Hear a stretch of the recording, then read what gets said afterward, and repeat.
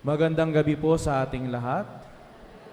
Pakibati po yung katabi natin na blessed evening to you.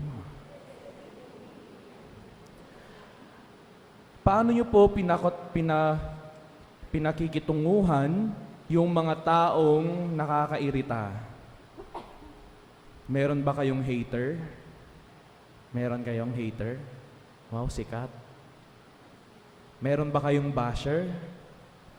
We do not know, no? Hindi natin alam na kapag harap natin, maganda yung sinasalita, pagkatalikod natin, sinasaksak na tayo ng mga matatalim na salita. Paano kayo nakikitungo sa mga taong ganito? Naalala ko dati, nung nag-aaral pa ako, when I was in theology, may umaaway sa pamilya namin. Specifically, inaaway yung nanay ko sa Facebook. Ako naman, out of love sa nanay ko, nakipagsagutan talaga ako sa Facebook. Until such time na bigla ko na lang na-realize na nakakahiya. Seminarista, nagipag-away publicly sa ibang tao sa Facebook. Kasi ganun tayo, di ba? Yung instinct natin, kapag inaaway mo ako, awayin din kita. Kapag pinahiya mo ako, ipapahiya rin kita. And I think we are still guilty sometimes of doing this. Kapag nandyan na yung nakakairitang tao, iniiwasan natin. O minsan din, iniirapan pa nga di ba? Tinitignan mo talaga ng matalim din. Sabi mo, kung sino yung unang mag-give up sa atin, siya yung talo, pero titignan kita ng ganito. Alam nyo, ganun yung disposisyon ng mga alagad ni Jesus nung hindi sila tinanggap sa Samaria.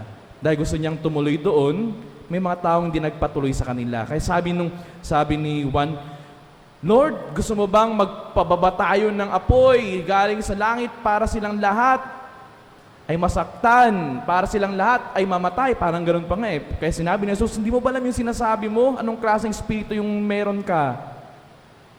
See kung gaano kalalim yung pag-unawa ni Jesus kahit sa mga pagkakataon na hindi siya winelcome ng iba. Siya na nga yung hindi winelcome, siya na nga yung pinahiya, pero hindi yun yung response niya. Hindi galit, hindi apoy galing sa langit, hindi rin mapanakit na salita.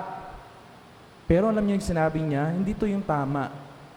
The way we approach them is kung nireject tayo, so we go to another town. Pumunta tayo sa ibang lugar. Siguro kung tayo yun, nakipaglaban na tayo. Pinahiya mo ako papahiya rin kita. Lahat ng apoy, ipababa na lahat yan para masaktan din kayo. Ganun yung disposition ng mga alagad. Pero sabi ni Jesus, no. If they hate you, do not hate back. If they hurt you, do not hurt them back. Kasi nga, hindi naman maayos ng masama yung masamang pangyayari. When we respond in a bad way, imbis na maliit lang yung bagay, mas lumalaki. And I can prove that. Konting away sa Facebook nga, nakipagsagutan ako, ang tinlabasan na ng mga kabarangay, ang tinlabasan na ng ibang tao, nakakahiya. It is unbecoming. It is unchristian to do that. And today we are also celebrating the feast of Saint Therese.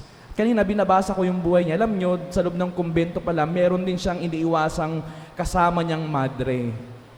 Sabi niya, I'm irritated by this nun. Kaya pinagdasalan niya, ano nga ba yung gagawin ko sa kasamaan kong madre dito? Sabi niya doon, pagdarasal ko siya. Pero hindi pa siya nakontento doon Sabi pa niya, it's not enough for me to just pray for this person. Kaya alam niyo yung ginagawa niya? Kapag nandiyan na yung harap sa harapan niya, ngumingiting-ngiti siya. She was smiling every time this other person would come and she would do things in her little ways. Kaya nga she's very known sa mga maliliit na bagay para pagsilbihan yung taong nang-iirita sa kanya.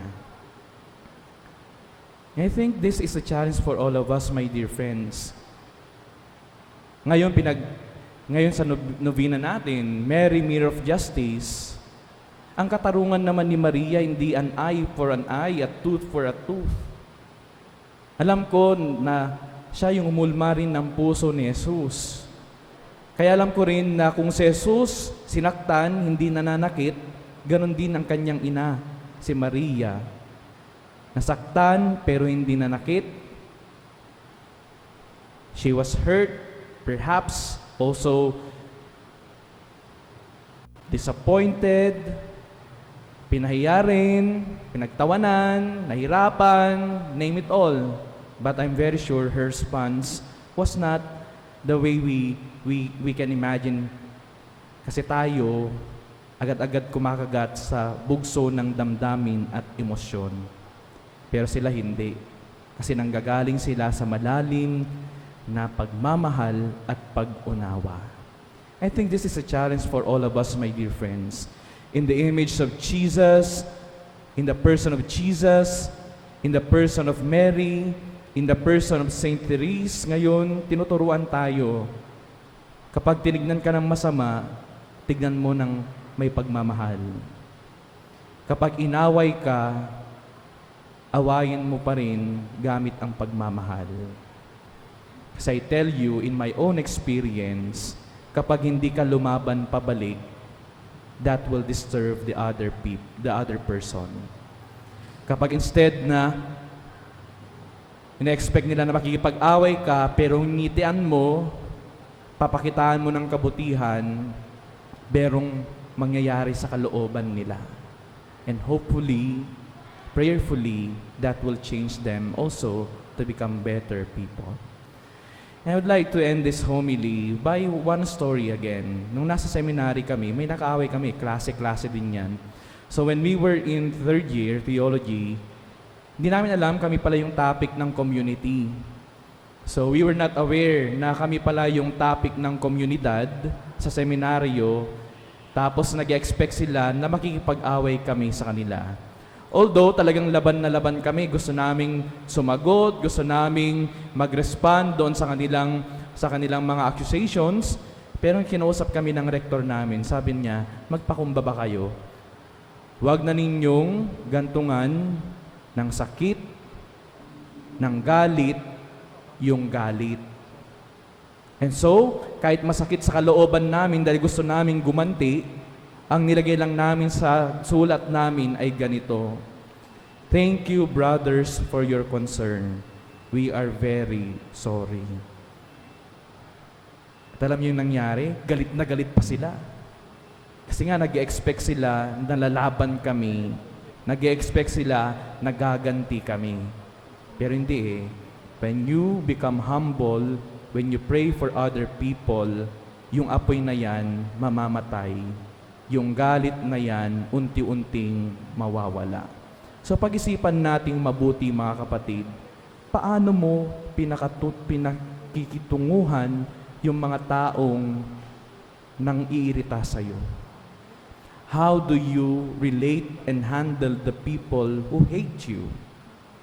How do you relate with the people who bashed you? How do you relate with the people who backstab you? Again, sabi ng mundo, an eye for an eye, a tooth for a tooth. Pero ang sabi ni Jesus, kapag binato ka ng bato, batuhin mo ng kabutihan. Amen.